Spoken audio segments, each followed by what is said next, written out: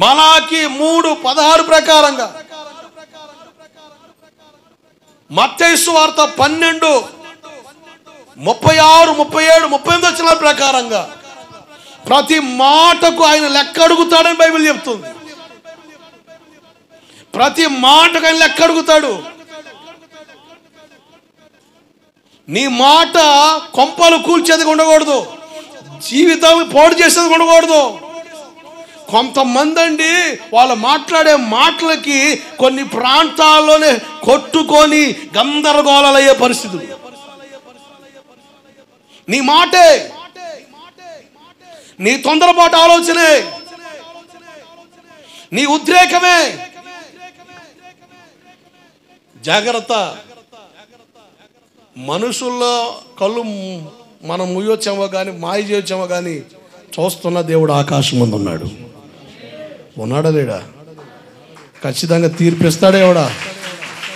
ఓహో, ఎవరు నిద్రలు వేసి కొట్టుకున్నారంటే నిద్రలు పోకుండా ఉన్నోళ్ళు కూడా కొడుతున్నారు. దేవుడికి స్తోత్రం కలుగునుగాక. అంటే ఆమె అంటుకుంటే మిగతా వాళ్ళకి అంటలేదు అంటావు. చూస్తలేదా? ఆయన కనులుండి కానకుండునా, చెవులుండి వినకుండునా అన్నాడు. దాని ప్రభావం ఎక్కడో ఒకసారి పడుద్ది. కనుక ఇతరుల కోసం అసలు చెడ్డ మాట్లాడడం కాదు, అసలు అటువంటి మనసు ఉంది. అసలు మాట్లాడక కామ్ ఉండిపో, మంచిది. ఏదైనా మాట్లాడగలిగితే మంచి మాట్లాడలేదు, నోరు మూసుకొని ఉండు. దానికి మించిన ఉత్తమం ఇంకోటి లేదు, బోడుగున్నంత ఉత్తమం ఇంకోటి లేదు అన్నట్టు. ప్రశాంతం, తెలివిగా మనం మాట్లాడుతున్నామని మనం అనుకుంటాం. అది నిన్ను తగలబెట్టు, దాని సంగతి నీకు అర్థం కావట్లే. అది నిన్ను నష్టానికి తీసుకెళ్తున్న సంగతి నీకు అర్థం కావట్లే. అర్థమైతే మనం మాట్లాడం. దాని ఎఫెక్ట్ గమనించండి, గ్రహించండి మీ జీవితాల్లో. అర్థమైతే వామో దాని ప్రభావమే కదా ఇది అని మనకు అర్థమైతే దేవునికి అప్పగిస్తాం. దేవుడు చూస్తాడు. ఈరోజు మనుషుల మధ్య కత్తులు తగట్లే, చేతులు తగట్లే, మాటల యుద్ధం అట. ఏ యుద్ధం?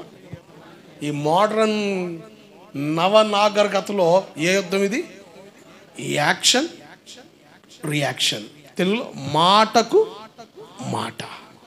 మీరు వార్తలు చూస్తారుగా, మాటకు మాట, మాటకు మాట. మాటల యుద్ధమే. అది మన జీవితాలను నష్టం చేస్తుంది. అది నువ్వైనా నేనైనా. ఆ తీరు నాకుందనుకోండి, నష్టపోయేది నేనే, దాంట్లో సందేహం లేదు. అవతలోలు కంటే 2 అంతల నష్టం నాకే జరుగుద్ది. మాటతో కప్పడానికి కానీ, మాటతో మెలితిప్పడానికి కానీ, మాటతో మెలికిలేయడానికి కానీ ఆలోచిస్తే ఆ మాటే ప్రభావితం చేసి నీ జీవితాన్ని అణగద్రొక్కుద్ది. అంత డేంజర్ అది.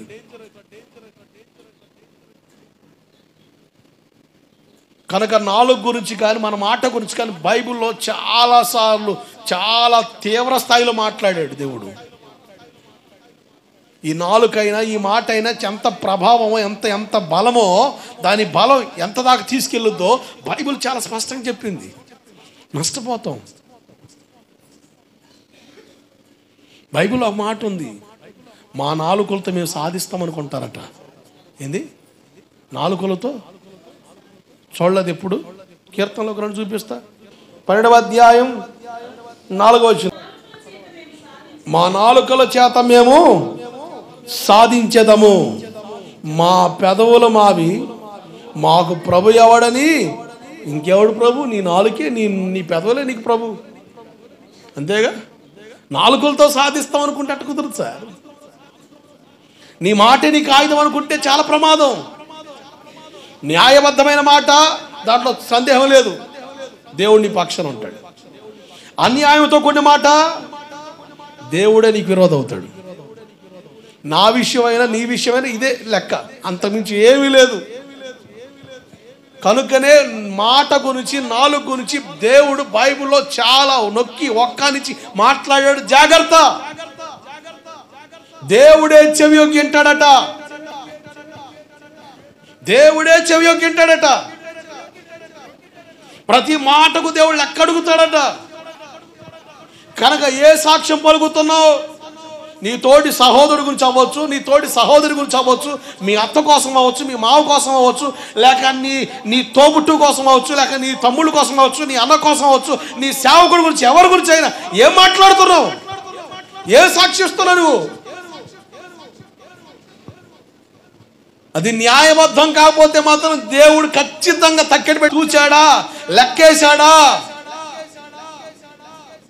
నీకు నలుగు పడుద్ది. దేవుడికి స్తోత్రం కలుగునుగాక. మీరు అనుకొని ఆ పెళ్లి నలుగు కాదు, ఈ నలుగుడు వేరు.